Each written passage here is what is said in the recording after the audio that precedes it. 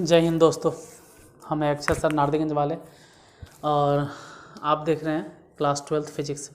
Class 12th physics में हम बता रहे थे इलेक्ट्रोस्टैटिक, मतलब ब्रांच इलेक्ट्रोस्टैटिक था जिसमें से चैप्टर चल रहा था first chapter electric charge and electric field. अब इलेक्ट्रिक फील्ड में भी हम intensity of electric field find करना बता चुके थे। आज का जो टॉपिक है वो है properties of electric field lines. और थोड़ा सा properties of electric field lines लंबा होता है, तो आपके सामने लिखेंगे तो आप बोर हो जाइएगा, मतलब ऐसा लगेगा कि तो आके लिख रहे हैं, कुछ समझा नहीं रहे हैं, इसलिए हम पहले ही लिख लिए हैं, सिर्फ आके हम समझा देते हैं। ऐसे अगर लिखते तो क्लास का मतलब ड्यूरेशन भी लंबा चल जाता, मेरे लिए फ़ायदा होता, लेकिन आपके लिए फालतू हो जाता, क्योंकि आपको तो मेन समझना और लिखना है।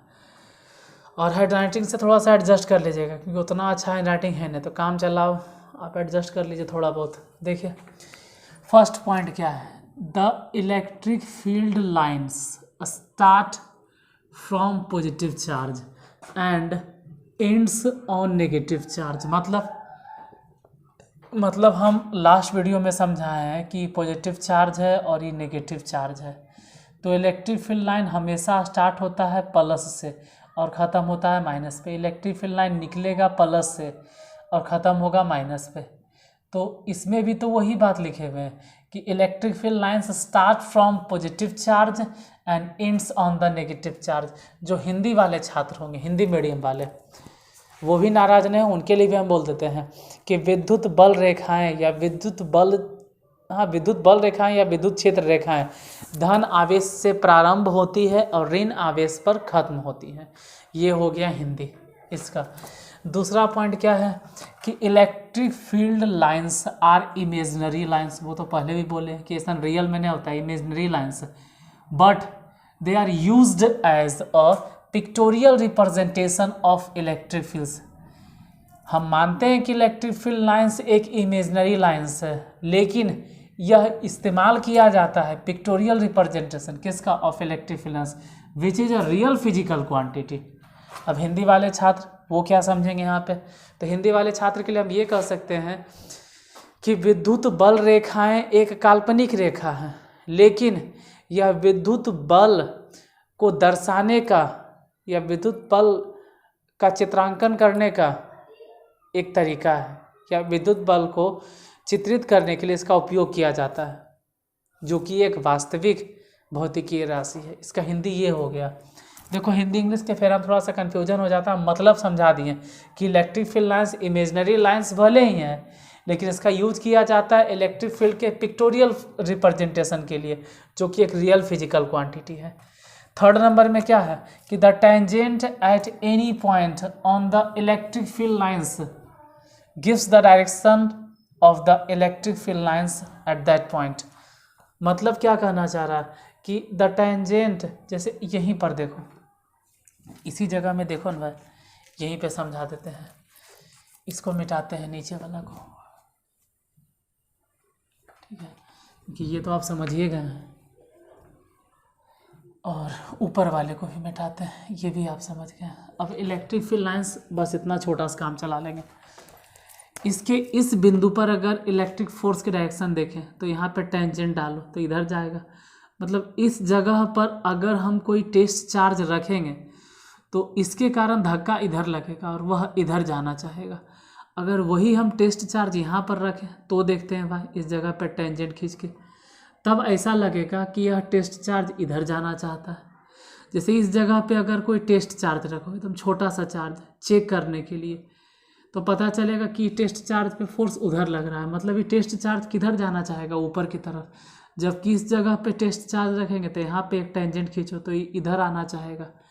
यानी कि यह जो इमेजिनरी लाइन है, इसके हर एक बिंदु पर जो हम टेंजेंट खींचते हैं वही बताता है इलेक्ट्रोस्टैटिक फोर्स के डायरेक्शन को, और हर एक बिंदु पर टेंजेंट का डायरेक्शन अलग अलग होता है, मतलब इलेक्ट्रोस्टैटिक फोर्स का डायरेक्शन भी अलग अलग होता है।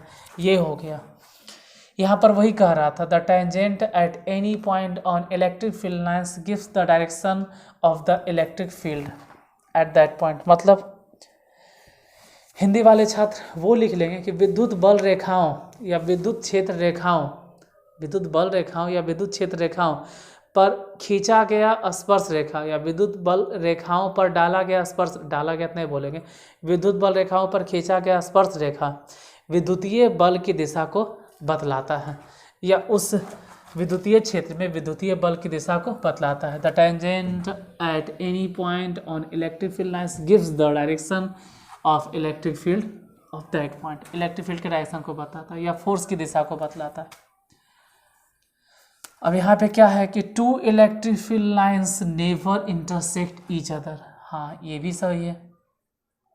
क्यों? क्योंकि देखो प्लस है माइनस है, यहाँ से एक चार्ज और मान लो यहाँ से गुजार दिए इसे और दूसरा चार्ज यहाँ से, तो ये जो पॉइंट ऑफ इंटरसेक्शन है, एक और टेंजेंट खींचेंगे तो इधर बताएगा इस लाइन के लिए, ऊपर वाला के लिए। इसके लिए जब टेंजेंट खींचेंगे तो इधर बताएगा। मतलब अगर यहाँ पर हम टेस्ट चार्ज रखें तो इस पर फोर्स किधर लगेगा, तो ये कहेगा नीचे की तरफ जाने दो, और ये वाला लाइन कहता है ऊपर की तरफ जाने दो। अब ये वाला जाएगा तो किधर जाएगा, टेस्ट चार्ज पे फोर्स लग रहा है डायरेक्शन 1 या डायरेक्शन 2, किधर जाए। हम जानते हैं कि फोर्स एक सदिश राशि है, फोर्स एक वेक्टर क्वांटिटी है। जब फोर्स वेक्टर क्वांटिटी है तो वेक्टर क्वांटिटी क्या होता है, the physical quantity which has magnitude as well as direction.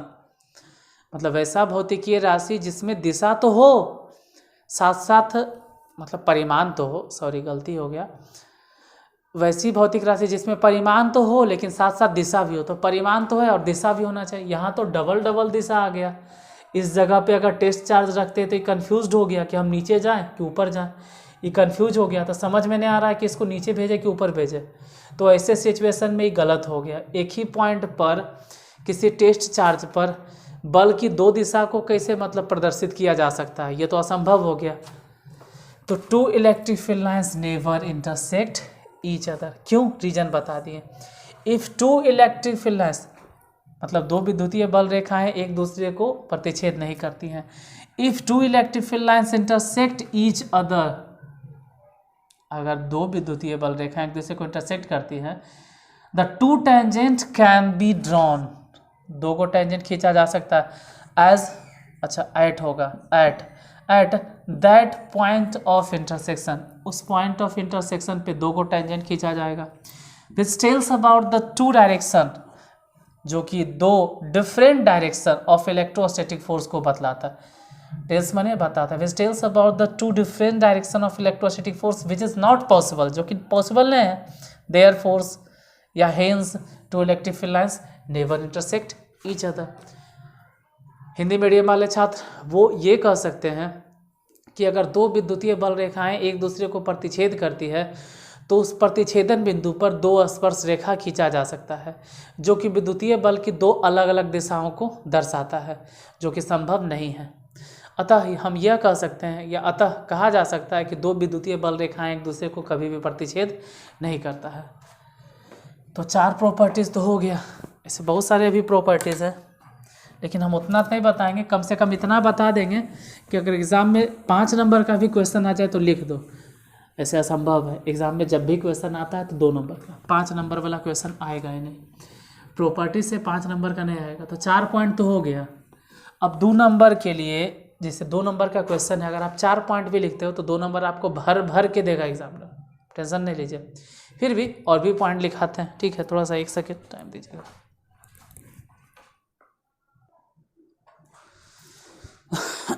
देखिए छठा properties, the number of electric field lines per unit cross section area which is perpendicular to the field lines. कहने का मतलब है कि a number of electric field lines, जैसे electric field lines, जैसे इस तरह से इलेक्ट्रिक फील्ड लाइंस निकल रहा है, इलेक्ट्रिक फील्ड लाइंस निकल रहा है। मान लो कि एक पॉइंट चार्ज है जिससे इलेक्ट्रिक फील्ड लाइन ऐसे ढेर सारा निकल रहा है, दूर तक जा रहा है, इस तरह से इलेक्ट्रिक फील्ड लाइन से ऐसे निकल के आगे जा रहा है। अब यहाँ पर हम एक यूनिट क्रॉस सेक्शनल एरिया रख दिए और सेम यही वाला चीज़ हम यहाँ पे उठा कर रख दिए, सेम चीज़ उतने ही एरिया का। अब खुद सोचो, यहाँ पर 1 लाइन, 2 लाइन, 3 लाइन, 4, 5, 6, 7, 8 गो इसको टच कर रहा था। यहाँ आने के बाद मात्र 1, 2, 3, चलो एक आगो ज़बरदस्ती और टच करवा दो, किसी तरह से आगे पीछे। तो यहाँ पर 1 2 3 4 5 6 7 8 लाइन टच कर रहा था इसमें से, और यहाँ मात्र इसमें से 3 लाइन गुजर रहा है। तो वही कह रहा है the number of electric field lines per unit cross sectional area, या per unit cross section area. वह क्रॉस सेक्शन एरिया कैसा होना चाहिए? Cross section area which is perpendicular to the field lines, जो कि फील्ड लाइन पर परपेंडिकुलर होना चाहिए। इज डायरेक्टली प्रोपोर्शनल, वह डायरेक्टली प्रोपोर्शनल होता है किसके? इंटेंसिटी ऑफ इलेक्ट्रिक फील्ड के। मतलब यह कहना चाह रहा है कि इलेक्ट्रिक फील्ड लाइंस यहाँ पर कितना है यूनिट क्रॉस सेक्शनल एरिया में? तो ज़्यादा है सर। यहाँ पर यूनिट क्रॉस सेक्शनल एरिया में इलेक्ट्रिक फील्ड लाइंस कितना है? कम है। यहाँ पर 8-9 गो लाइन है और यहाँ पे मात्र 4 लाइन है, तो यहाँ 4 लाइन और यहाँ तो दुगना है उससे, यानी यहाँ पर electric field lines per unit cross section area ज़्यादा है। तो अगर ज़्यादा है तो डायरेक्टली प्रोपोर्शनल है किसके? इलेक्ट्रिक फील्ड के। मतलब कि यहाँ पर अगर लाइंस ज़्यादा है तो यहाँ पे इलेक्ट्रिक फील्ड इंटेंसिटी भी ज़्यादा है और यहाँ पे इलेक्ट्रिक फील्ड इंटेंसिटी कम है। मतलब हम यह भी कह सकते हैं कि इलेक्ट्रिक फील्ड इंटेंसिटी जहाँ पे घना होगा, इलेक्ट्रिक फील्ड लाइंस जहाँ पे घना होगा, इलेक्ट्रिक फील्ड लाइंस जहाँ पे घना होगा वहाँ पे इलेक्ट्रिक फील्ड इंटेंसिटी ज़्यादा होगा। जहाँ पे लाइंस दूर दूर पे होगा वहाँ पे इलेक्ट्रिक फील्ड इंटेंसिटी भी कम होगा, ये कहना चाह रहा है। मतलब हिंदी वाले छात्र अगर लिखना चाहे तो हम कह सकते हैं कि इकाई अनुप्रस्थ काट के क्षेत्रफल में, इकाई अनुप्रस्थ काट के क्षेत्रफल में विद्युत क्षेत्र रेखाएं, इकाई अनुप्रस्थ काट के क्षेत्रफल में विद्युत क्षेत्र रेखाएं विद्युतीय बल के सीधा समानुपाती होता है। हालांकि इसको कहते क्या है, एक चीज बता दे, देखो डेंसिटी ऑफ, एक minute, density of electric field, इसको कहा जाता है डेंसिटी ऑफ इलेक्ट्रिक फील्ड। ये क्या हो गया? अगर डिफाइन किया जाए तो हम कह सकते हैं, देखिए the number of electric field lines per unit cross sectional area is called क्या? Density of electric field. तो आप डेंसिटी ऑफ इलेक्ट्रिक फील्ड भी लिख सकते हैं। एक होता है इंटेंसिटी, तो इंटेंसिटी और डेंसिटी दोनों डायरेक्टली प्रोपोर्शनल है, ठीक है। एक लाइन ध्यान से सुनिएगा, डेंसिटी और इंटेंसिटी डायरेक्टली प्रोपोर्शनल है। एक काम करते हैं, हिंदी तो बोलिए दिए ना, इंग्लिश तो खैर पढ़ के हम समझाइए दिए, तो इसी जगह पर क्यों ना हम लिख दें। इतना जो कहानी हम कहें लंबा चौड़ा, इसको थोड़ा सिंपल भाषा में समझा दें कि electric field intensity, electric field intensity, थोड़ा सा सिंपल भाषा में इसलिए लिख रहे हैं कि समझ में आ जाएगा। Electric field intensity is directly proportional density of electric field, ये ज़्यादा अच्छा हो गया। Electric field intensity density of electric field lines के सीधा समानुपाती होता है। बस जहाँ पर डेंसिटी ज़्यादा होगा वहाँ पे इलेक्ट्रिक फील्ड इंटेंसिटी भी ज़्यादा होगा। नेक्स्ट नंबर है कि electric field lines do not form A close loop. हाँ, तो इलेक्ट्रिक फील्ड लाइंस एक क्लोज लूप नहीं बनाता है।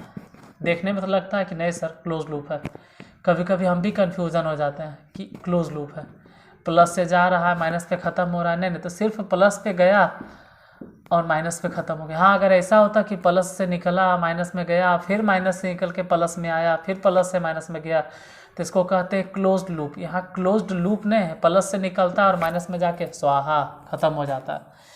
यानी हम कह सकते हैं कि विद्युत बल रेखाएं एक बंद वक्र पथ का निर्माण नहीं करती हैं। फिर है कि electric field lines are perpendicular to the surface of a positively charged और नेगेटिवली चार्ज्ड स्फीयर। हाँ, ये भी सही है। देखो, आपको देखने में लगता होगा कि अरे ऐसे निकला, लेकिन सच तो यह है कि इलेक्ट्रिक फील्ड लाइन जब यहाँ से निकलता है तो सरफेस पर 90 डिग्री का कोण बनाते हुए, सरफेस से 90 डिग्री। और जब यहाँ पे इंटर करता है तो भी, जैसे कि चाहे तो देखो, electric field lines are perpendicular to the surface of positively charged और नेगेटिवली चार्ज्ड स्फेयर। या तो पॉजिटिव चार्ज्ड स्फेयर की बात करो या नेगेटिव चार्ज वाले स्फेयर की बात करो, या तो पॉजिटिव चार्ज से निकले या तो नेगेटिव चार्ज में इंटर करे। हमेशा कैसे इंटर करता है? 90 डिग्री पे। कह रहा है electric field lines are perpendicular to the surface of positively charge और नेगेटिवली चार्ज्ड स्फेयर। मतलब कि विद्युत बल रेखाएं धन आवेश के गोले से या ऋण आवेश के गोले से हमेशा लंबवत निकलता है और लंबवत प्रवेश ही करता है। इसका ये मतलब हो गया हिंदी में ये वाला। देखिए, अगर नहीं लिख पाए तो वीडियो को रोक करके आप लिख लीजिएगा। Electric field lines do not pass through the conductor. अच्छा, इसका मतलब इलेक्ट्रिक फील्ड लाइंस कंडक्टर से पास नहीं करता है। ये वाला हम ऐसे भी आपको बताएंगे जब इलेक्ट्रोस्टैटिक शील्डिंग के बारे में पढ़ाएंगे तब। ये टॉपिक ध्यान देना, हम लिखते हैं इलेक्ट्रोस्टैटिक शील्डिंग। जब हम शील्डिंग के बारे में पढ़ाएंगे तब इसके बारे में हम बोलेंगे कि electric field lines do not pass through the conductor because of this. इसी कारण से conductor is free from the influence of electric field. मतलब इसका हिंदी बताइएगा ना, क्या हो गया? कहने का मतलब है कि विद्युत क्षेत्र रेखाएं सुचालक से पार नहीं होती हैं या सुचालक से होकर नहीं गुजरती है। यही कारण है कि सुचालक विद्युत क्षेत्र रेखाओं से प्रभावित नहीं होता है। अब ये जब इस टॉपिक के बारे में पढ़ाएंगे ना इलेक्ट्रोस्टैटिक शील्डिंग, तो थोड़ा ज़्यादा क्लियर कर देंगे। अभी अगर इसको क्लियर करने गए तो पता चला कि इलेक्ट्रोस्टैटिक शील्डिंग पढ़ाना पड़ेगा। तो अभी इसको सिर्फ याद रखिएगा क्योंकि यह इलेक्ट्रिक फील्ड लाइंस की प्रॉपर्टीज़ है। नेक्स्ट है कि electric field lines pass through dielectrics. अच्छा, डाइलेक्ट्रिक्स का मतलब होता है इंसुलेटर, एक तरह का इंसुलेटर। यह भी इंसुलेटर है। ये डाइलेक्ट्रिक्स कब पढ़ाइएगा सर? जब हम आपको कैपेसिटर के बारे में पढ़ाएंगे तब बताएंगे कि डाइलेक्ट्रिक्स क्या होता है। Electric field lines pass through the dielectrics. Electric field lines dielectrics से पास हो सकता है। और हाँ, आज जाते जाते लाइक सब्सक्राइब तो खैर कहना ही कहना है, वो तो बात की बात है। लेकिन एक चीज़ कहना था, बहुत ज़रूरी, हम बार बार भूल जाते हैं। देखो, दुनिया में हर इंसान अपना काम ईमानदारी से करता है, चाहे कोई भी हो। बुरा से बुरा इंसान भी अगर काम करता है तो ईमानदारी से। बुरा मत मानना, हम हाथ जोड़ के माफ़ी मांगते हैं आपसे, ठीक है, अगर आपको बुरा लगे तो। लेकिन बहुत सारे वैसे आदमी हैं जो गलत काम भी ईमानदारी से करते हैं। एक चोरी करने वाला आदमी जो चोर है वो भी ईमानदारी से करता है। एक पीने वाला आदमी भी ईमानदारी से पीता है। मतलब एक गाड़ी चलाने वाला आदमी भी ईमानदारी से गाड़ी चलाता है। और बहुत सारे इंसान वैसे भी है जो ईमानदारी से काम नहीं करते, तो बहुत सारे को छोड़ देते हैं। लेकिन गलत काम आदमी ईमानदारी से करता है, जहाँ तक मेरा मानना है। आप भी 12th के स्टूडेंट हैं, आप समझ सकते हैं कि गलत काम आदमी करने के लिए कोई ना कोई बहाना ढूंढ लेता है। मतलब अगर कहा जाए कि ये काम मत करो, ये काम मत करो, ये गलत है, उसको भी मालूम है, उसका अंतरात्मा कहता है कि ये काम गलत है। मन भी कहता है, आत्मा कहता है, दुनियादारी कहता है, समाज कहता है गलत है, फिर भी वो काम करेगा। चोरी छिपे कहीं कहीं से बच के कोई बहाना करके गलत काम करेगा। लेकिन पढ़ाई ऐसा काम है जहाँ पे आप बेईमानी कर जाते हैं। इससे इतना, जबकि मालूम है कि ये अच्छा है आपके लिए, आपको भी पता है, आप 12th के स्टूडेंट है, आपको भी मालूम है कि यही अगर मन से कीजिएगा तो लाइफ में आपको सफलता मिलेगा। लेकिन यहीं पे आप चोरी कर जाते हैं। दुनिया में हर आदमी अपना काम ईमानदारी से कर रहा है। खास करके जो गलत इंसान है वो तो ईमानदारी से कर रहा है। जैसे जो टाइम पास करने वाला, वो ईमानदारी से अपना टाइम पास कर रहा है, ज़िंदगी में इधर उधर बहटर रहा, झूठ मूठ के 2 मिनट यहाँ, 4 मिनट वहाँ, 5 मिनट वहाँ, वो अपना ज़िंदगी गुजर बसर कर रहा है। लेकिन आप अगर मेरा क्लास देख रहे हैं और हमको सुन रहे हैं तो बुरा मत मानिएगा, हम हाथ जोड़ के माफ़ी मांगते हैं। जो भी अपना काम ईमानदारी से कर रहा है उसको करने दीजिए। कम से कम तुम पढ़ने वाले स्टूडेंट हो तो तुम तो अपना काम ईमानदारी से करो। पढ़ाई अपना काम, मतलब पढ़ने लिखने का जो तुम्हारा काम है उसको ईमानदारी से कीजिए, उसमें बेईमानी मत कीजिए। किससे बेईमानी कर रहे हो? आप अपने आप को ठग रहे हो, अपने माँ बाप को ठग रहे हो। आपके माँ बाप पैसा दे रहे हैं, मोबाइल दिए हैं, पता नहीं आपके ऊपर इतना बड़ा विश्वास किए हैं कि चलो भाई जो करना है करो, आप जहाँ भी जाते हो पढ़ने के लिए। लेकिन अगर आप ईमानदारी से नहीं पढ़ते हैं तो खैर किसी टीचर को क्या ठगोगे, ये आप अपने जीवन को बर्बाद कर रहे हो, आप अपने आप को ठग रहे हो। सबसे बड़ी बात तो ये है कि जिन्होंने आपको जन्म दिया उसको आप ठग रहे हो। ज़िंदगी मिला है एंजॉय करने के लिए, अच्छा बात है, ज़िंदगी मिला है एंजॉय करने के लिए। ज़रा उनके बारे में सोचो कि जो आपको पैदा किए हैं, वो क्या ये सोच के पैदा किए हैं कि आप ज़िंदगी भर एंजॉय करते रहें और आप अपने माँ बाप को कोई सुख ही ना दो, कोई खुशी ही ना दो, किसी तरह का सुख ही ना प्रदान कर पाओ। बेचारे गार्जियन आपसे कुछ बोलेंगे नहीं, लेकिन अंदर से वो घुटन महसूस करते हैं, उनको भी लगता है कि आप उनके लिए कुछ करें। और जब आप कम उम्र में ही, बहुत कम उम्र में कुछ कर जाते हैं तो आपसे ज़्यादा खुशी आपके गार्जियन को होती है। और भाषण देने का कारण यह था कि हम अपने कहीं अगल बगल इधर उधर भी देखते हैं कि लोग ईमानदारी से, हाल फिलहाल होली ख़त्म हुआ, ईमानदारी से लोग काम करता है, बहुत ईमानदारी से काम करता है। जैसे कि कोई भी काम करना है, हम खोल के नहीं बोलेंगे यूट्यूब पे, कोई भी काम ईमानदारी से कर रहा है। पढ़ाई की बात नहीं कर रहे हैं, पढ़ाई को छोड़कर बाकी काम ईमानदारी से कर रहा है, लेकिन आप स्टूडेंट होके आप अपना ईमानदारी से काम नहीं कर रहे हैं। ये सब देखकर बहुत अफसोस लगता है। अब देखो, ईमानदारी से करने का ये मतलब नहीं ज़िंदगी में आपको नौकरी ही मिल जाए, लेकिन अगर अच्छा एजुकेटर हो जाइएगा, अच्छा पढ़ लिख जाइएगा, तो कम से कम आप अपने छोटे बाल बच्चे या फिर आपके घर में जो छोटे भाई बहन, उसको तो अच्छी तरह से आप शिक्षित कर पाएंगे। कम से कम आपको कोई धुरुआ तो नहीं बनाएगा ज़िंदगी में, गलत तो नहीं पढ़ाएगा, आप सही गलत का फैसला तो कर सकते हैं। चलिए, आज इतना लंबा चौड़ा आपको भाषण दे दिए, अगर किसी को बुरा लगा हो तो प्लीज़ इसके लिए माफ़ कर देना, लेकिन इतना ज़रूर कहेंगे कि आप अपना काम ईमानदारी से करिए। अगर पढ़ रहे हैं तो मन से पढ़िए, और ईमानदारी से करने का मतलब है, देखिए फिर फिजिक्स में पढ़ाते हैं, सबसे पहला ईमानदारी इसमें ये होता है कि आप किताब उठाइए, आप अपना सिलेबस देखिए, कोई टॉपिक छूट तो नहीं रहा है, या ऐसा तो नहीं कि हम छोड़ते जा रहे हैं उस टॉपिक को। अगर छोड़ रहे हैं तो कमेंट कीजिए, सर आप ये वाला टॉपिक छोड़ दिए, हम कभी न कभी उसको बाद में बता देंगे। आप कहीं भी पढ़ते हो, सिलेबस ज़रूर देखिएगा। तो आज यहीं तक, फिर नेक्स्ट क्लास में मिलते हैं। आज के लिए धन्यवाद।